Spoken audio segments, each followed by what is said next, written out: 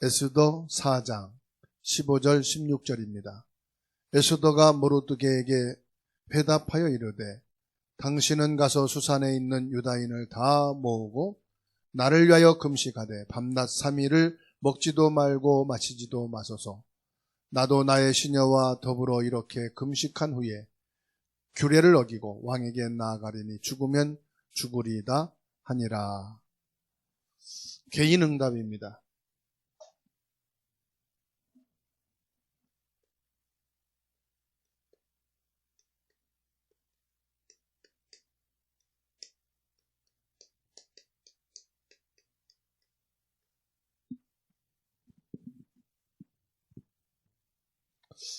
하나님을 안 믿는데도 세상에 성공하는 사람은 많죠.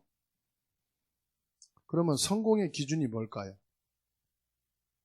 여러분은 성공의 기준이 뭐라고 보십니까?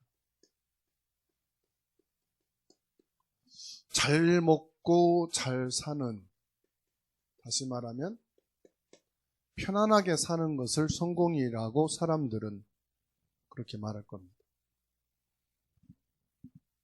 그 편안하게 살다가 자기가 죽고 싶을 때 딱 준비해놓고 이 정도 되면은 나는 죽어도 되겠다 하는 그때 죽는 것을 성공이라고 하는 생각을 갖습니다. 그런데요, 이 사람들이 행복한 것 같죠? 영적 문제는 계속 온다는 사실. 왜 하나님이 예수 믿어라, 교회를 세우라 그랬을까요? 이 영적 문제는 다른 것으로 해결할 수가 없어요. 그래서 하나님께서 믿음을 가지라고 합니다. 그래서 하나님께서는 교회를 세우라, 예배를 드리라고 말씀합니다. 많은 사람들이 성경, 하나님의 말씀을 막 함부로 말하는 경우가 있어요. 에스더 4장 1절에서 16절 말씀 보면은 기도의 응답을 알고 비밀을 아는 사람 모르드게가 있죠. 이 모르드게가 에스더에게 말합니다. 중요한 말을 하죠.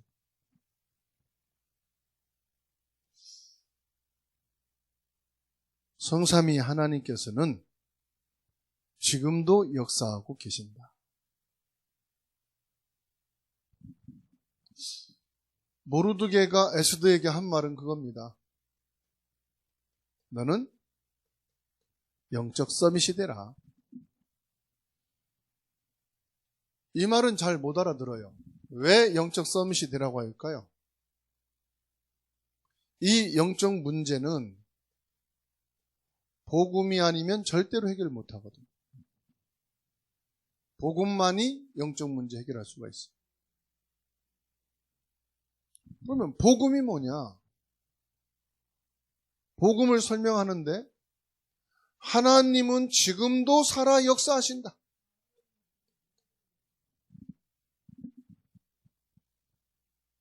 이걸 모르면 교회도 필요 없고 예배도 필요 없고 기도도 필요 없고 말씀도 필요 없죠.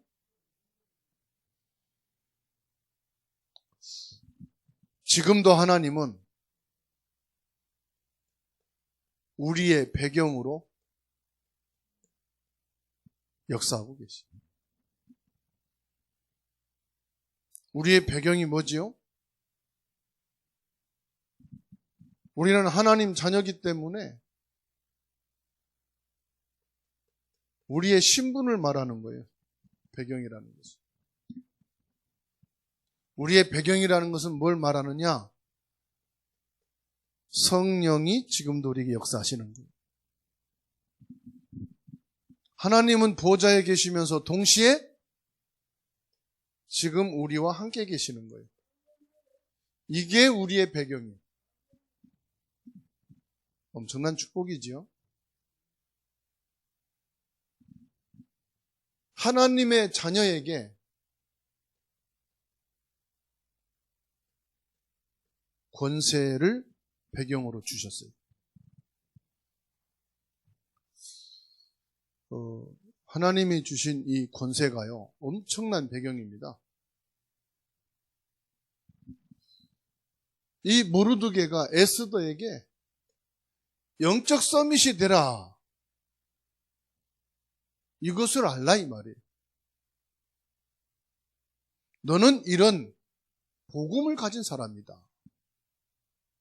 복음을 알고 있는 사람이다.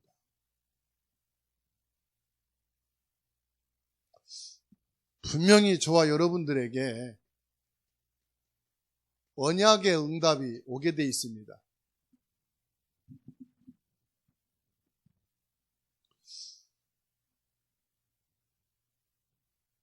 이 에스더는 어떤 사람이냐?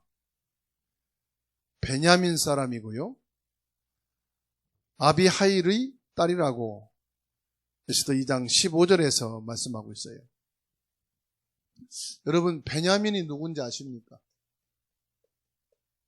베냐민은 야곱의 12 아들 중에 가장 막내인 12번째 아들이에요. 이스라엘 나라에 12지파가 있거든요. 그 12지파가 야곱의 12 아들을 통해서 세워졌는데, 이 12 아들 중에 야곱이 제일로 사랑하는 라헬 있죠. 라헬이 누구를 낳느냐? 요셉을 낳고 두 번째 베냐민을 낳다가 죽었어요. 그러니까 야곱에게는 늘 안쓰러운 게 누구냐? 베냐민이요. 이 베냐민을 낳고 엄마가 죽었으니까 이 베냐민은 엄마도 모르고 엄마의 사랑도 몰라. 그래서 요셉이 애굽의 노예로 팔려가서 총리가 된 다음에 형들을 만나서 아버지가 건강하고 살아 계시느냐, 평안하냐가 묻고, 그 다음에 물은 것이 자기의 동생 베냐민은 잘 있느냐고 물어본 거예요. 그만큼요, 이 베냐민은 연약한 사람이지만 이스라엘 초대 왕 사울이 어느 지파 사람이냐? 베냐민 지파 사람이에요. 이 에스더가 베냐민 지파 사람이다. 그것은 뭘 말합니까? 언약의 가문이다 이 말이에요. 에스더의 별명은 별이라고 그럽니다. 원래 본 이름이 있대요. 하닷사라고 합니다. 하닷사.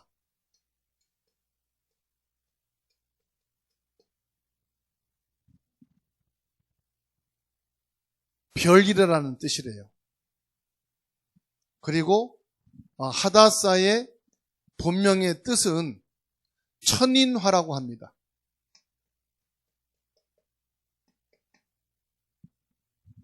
하늘에서 내린 사람이다 이 말이죠.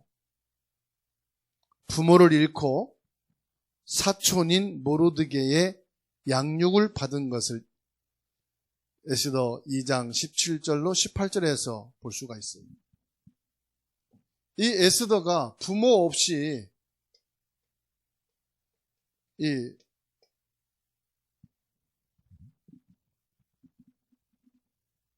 삼촌의 양육을 받으면서 자랐다.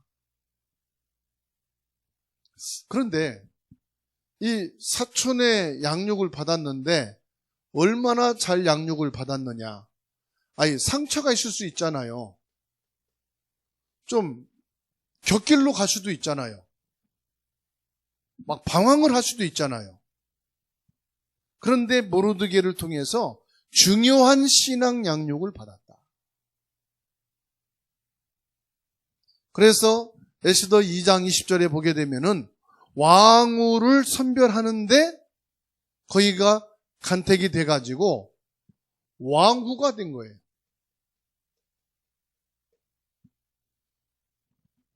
보세요. 아무리 부모님이 이상하고 부모님이 돌아가시고 부모님이 능력이 없어도요, 언약 안에 있게 되면 하나님이 사고를 통해서도요, 하나님이 문제를 통해서도요, 응답의 자리에 가게 하는 줄로 믿으시기 바랍니다. 그러니까 여기서는 부모를 잘 만났느냐 아니냐가 아니에요. 부모가 실력과 능력이 있느냐 없느냐 그것도 아니에요. 키는 뭐지요? 언약이.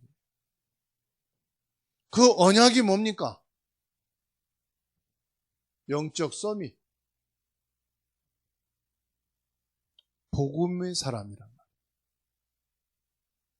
사람들은 성공의 기준, 에스더는 절대로 성공할 수 없는 가정, 성공할 수 없는 배경, 성공할 수 있는 어떤 환경이나 줄 하나도 없어요. 오로지 에스더에게는 정확한 신앙이 들어간 거예요.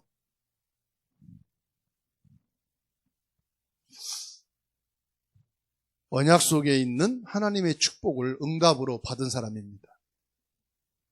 저는 여러분과 후손이 이런 언약 속에 응답이 있기를 주님의 이름으로 축복합니다. 그러면 여기에서 가장 중요한 게 뭐냐? 우리의 정체성이죠. 우리가 언약을 붙잡고 즉 영적 서밋이 돼 있으면 반드시 응답이 오는 것을 에스더를 통해서 보게 되는데 어떤 응답이냐? 정체성의 응답을 받게 된다. 그리고 서밋의 자세를 딱 갖추는 것입니다. 에스더 2장 10절 말씀 보세요. 지금 이 왕궁에서요, 신앙 좋은 사람을 모집한 게 아니고요, 전국에서 미인을 모집했다니까요. 아니, 세상은 아무리 훈련받고 부모가 믿음 좋고 내가 신앙생활 잘해도 세상은 면접 볼 때 신앙을 보는 게 아니에요. 합숙훈련 몇 기냐 그거 안 봐요. 직장에서는. 그죠? 아니, 복음운동 하는데 훈련받기 위해서는 그거 보지만 우리가 일하는 데는 그거 안 본다니까요. 왕궁에서 신앙 좋은 것을 본 게 아니고 미인을 본 거예요. 그런데 이 미인을 뽑는데 여기서 선발이 된 거예요. 그때 에스더가 딱 나가는데 모르드게가 한 말입니다. 너가 유대인임을 말하지 말아라. 그러면 선발하다가 중간에 그냥 탈락이잖아요. 넌 유대인이니까 안 돼. 분명히 그럴 수 있는 거 아닙니까? 절대로 유대인인 것을 말하지 마라. 그것은 물어볼 수 있다 이 말이죠. 너의 출신이 어디냐? 물어볼 확률이 있기 때문에 말하지 말라는 겁니다. 포로로 왔는데 유대인이라고 하면 되겠습니까? 안 되죠.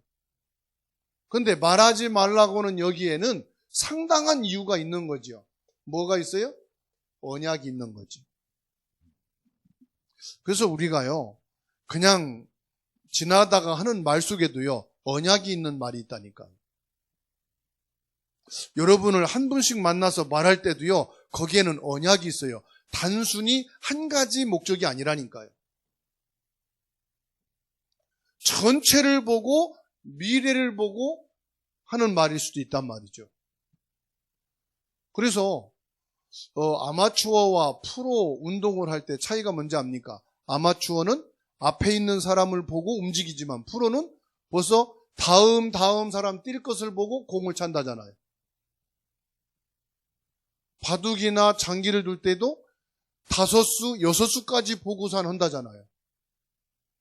근데 저 같은 경우는 하수거든요. 앞에 있는 거 똘딱 따먹어버려요. 2수 가면 길이 막혀. 졌네? 고수는요, 내 앞에다가 먹을 거를 주면서 다른 전략을 딱 쓰는 거예요. 모르드게가 말하지 말라 이 말은 그 말 속에 어마어마한 언약의 비밀이 담겨 있는 거예요.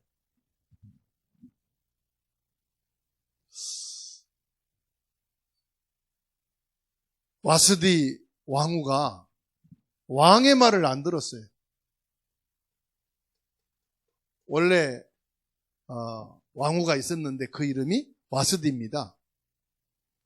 왕이 잔치를 벌리고 좀 나오라고 하면요, 좀 성격이 독살스러웠는지 무슨 형인지 모르겠어요. 안 가! 나도 피곤한데 자꾸 오라 그래! 그러면서요, 바가지를 긁었는지.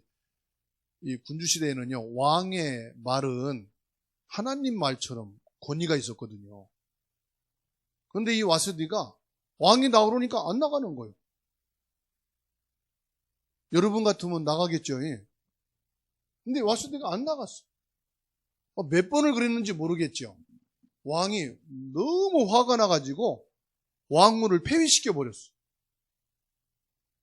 그리고 그 자리에 왕후를 선발하는데 누가 됐느냐? 에스더가 된 거예요.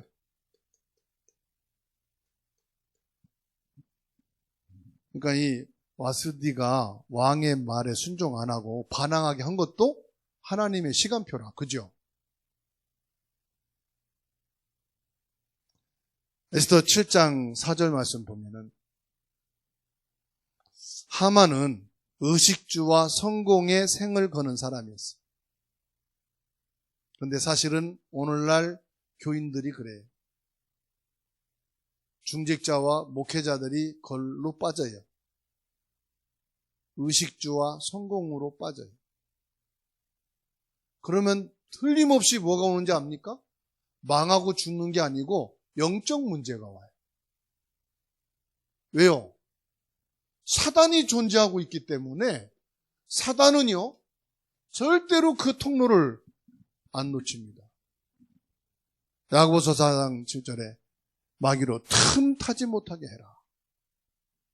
그러니까 결국은요, 이 하만은 의식주와 성공의 생을 겁니다. 교회는 구원받은 사람이 옵니까? 훌륭한 세상 사람들이 오는 곳입니까? 교회는요, 구원받은 사람들이 오는 곳이에요. 우리 교회는 왜 훌륭한 사람이 없지? 여러분이 구원받은 사람들만 오게 해서 그래요. 아니, 훌륭한 사람들이 여기 오겠어요? 더 좋은데, 시설 좋은 데 많은데, 딱 가면 주차장이 있고, 분위기 있고 그런 데 가지. 분위기 좋은 절간, 분위기 좋은 교회, 대통령 출마할 사람이 주사랑교회 와서 인사하는 거 봤어요? 저 여의도 순복음교회나 이런 데나 가지. 절대로 안 와요. 신천지나 이런 사람들이 나오지 안 와요. 진짜 교회는 어떤 사람이 간다고요? 여러분처럼 구원받은 사람이 가는 거예요. 뭐 하려고 교회 가요? 피 얻으려고 가는 게 아니고 밥 먹으려고 가는 게 아니고 예배 드리려고 가는 거예요. 여러분들은 예배 드리러 왔죠? 구원받은 사람은 예배 드리러 오는 곳이에요.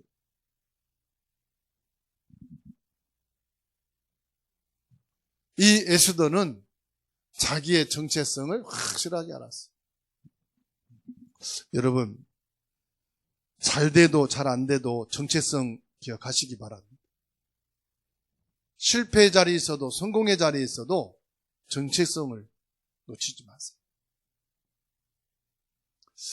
정체성의 서밋 자세 딱 있었던 거예요. 이럴 때 사람들이요 멋있다고 말하는 거예요. 아, 참 주사랑 교회는 작지만 그 교인은 멋있다. 성도는 작지만 성도들이 멋있다. 정체성 갖게 되면 그렇습니다, 여러분. 그래서요,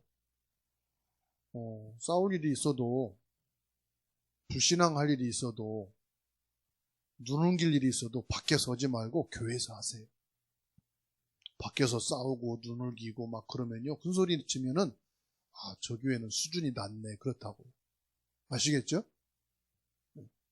전화로 싸울 것 같으면 집에 가서 문 잠가 놓고요. 이불 뒤집어 쓰고 하세요. 그냥 하면 집에 있는 사람들이 불신앙 소리 다 듣거든요. 싸우는 소리 듣고. 가만히 있다 전화 끝나고 나오면 뭐라는 줄 아세요? 다 싸웠어? 그럽니다. 뭘 싸워? 얼굴 벌써 뿔겋게 달라왔거든. 이불 뒤집어 쓰고 오면은 밖에 안 들리거든.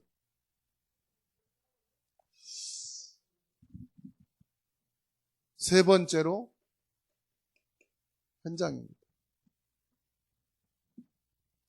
반드시 현장에 응답이 오게 돼 있어요. 그러면 현장에서 우리는 뭐 하면 되느냐?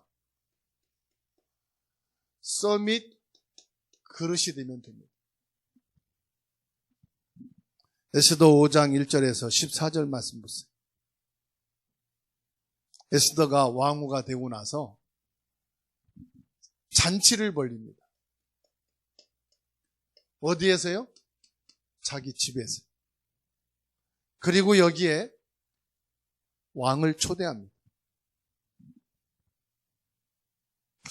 왕 정도 되면은 딱 사람 얼굴 보고 말하는 표정 보면은 눈치가 딱 나오거든요. 아, 에스더가 나에게 중요한 할 말이 있는가 보구나. 그런데요, 말을 안 하는 거예요. 뭐 말을 하길 기다리는데도 말을 안 해. 무슨 일이 있다 이 말이죠. 우리 집에 초청하고 잔치를 벌려놓고 귀한 사람을 초청한다 그러면은 그냥 하는 건 아닐 거 아니에요. 그죠? 뭔가 내용이 있을 거 아니에요. 근데 잔치를 벌려놓고 초대해놓고서는 말을 안 해. 그래서 가시라는 거예요. 분명히 뭔 일이 있는데 궁금할 거 아닙니까? 그 다음에 또 잔치를 벌려놓고 왕을 초대합니다. 영적 서밋을 누리는 사람은요, 말을 아낍니다. 그냥 쭉 말하고 또 이 사람 만나서 만나고 그러지 않습니다. 하나님께 기도하고도요 말하지 않습니다. 하나님 앞에 가서 헌신하고도요 말하지 않습니다. 진짜 중요한 복음을 전하고 전도하고도 말하지 않습니다. 국회의원 어떻게 복음 전하고 영접했다. 다니면서 막 내가 국회의원 아무개 만나서 복음 전하고 영접했다. 그런 떠들 사람입니다. 하나님은 국회의원 안 붙입니다. 왜? 그런 그슬에 그런 국회의원을 붙였다가는 국회의원 망신 개망신 시키거든. 그런 사람한테 하나님이 중요한 사람 맡기겠습니까? 아무리 중요한 사람 만나서 복음 전하고 영접했다. 그래도 말을 아낍니다. 왜? 이건 하나님의 절대 계획입니다. 이런 소중한 사람을 나에게 만나게 해서 복음을 듣게 했다. 이건 하나님의 큰 계획입니다. 그래서 어떤 분은요, 목사님에게 상담할 게 있다고 와가지고선 복음 전하고 영접한 것을 전하고는 목사님에게 말씀드리는 것은 기도를 부탁하고 목사님이 아셔야 될 것 같아서 말씀드리는 겁니다. 다른 데는 절대로 말씀 안 해주면 좋겠습니다. 그런 사람이 있다니까요. 왜냐? 말을 아껴. 반대로요. 어떤 사람은 목사님한테 절대로 다른 데 말하지 마십시오 해놓고서는 목사님 입 닫게 해놓고 자기가 다니면서 다 얘기나. 나중에 보면, 그거 말하지 말라긴데 나보고? 아, 자기가 말하고 싶어서 나보고 말하지 말라고 했구나. 그런 사람도 있어요. 근데 에스더 보세요. 왜냐, 영적 서밋이지요. 그릇이잖아요. 서밋 그릇이 딱 돼 있으니까 말을 안 하는 거예요. 그러면서 에스더가 중요한 말을 아주 지혜롭게 합니다. 기분 나쁘지 않게. 한 사람의 모략으로 인해서 이스라엘 전 백성이 죽음을 당하게 됐습니다. 이 말을 하는 거예요. 처음부터 하만이 그러면은 왕후가 하만을 또 적으로 생각하고 왕궁에 분란을 일으키는구나 이렇게 생각할 수 있지 않습니까? 영적 서밋이지요. 영적 서밋 자세를 갖고 있지요. 영적 그릇이 서밋 그릇이 딱 돼 있지요. 말도 아주 지혜롭게 하는 거예요. 한 사람의 모함으로 인해서 한 민족이 다 망하게 됐습니다. 그게 누구냐? 저도 유대인인데 유대인들이 한 사람에 의해서 다 죽게 됐는데 그 사람이 누구냐? 하만입니다.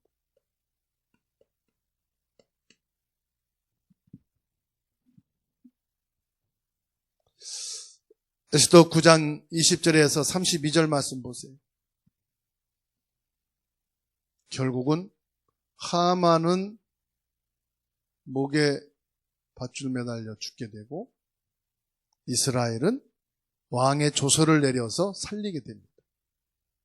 그래서 절기를 세웠는데 그것이 불임절입니다.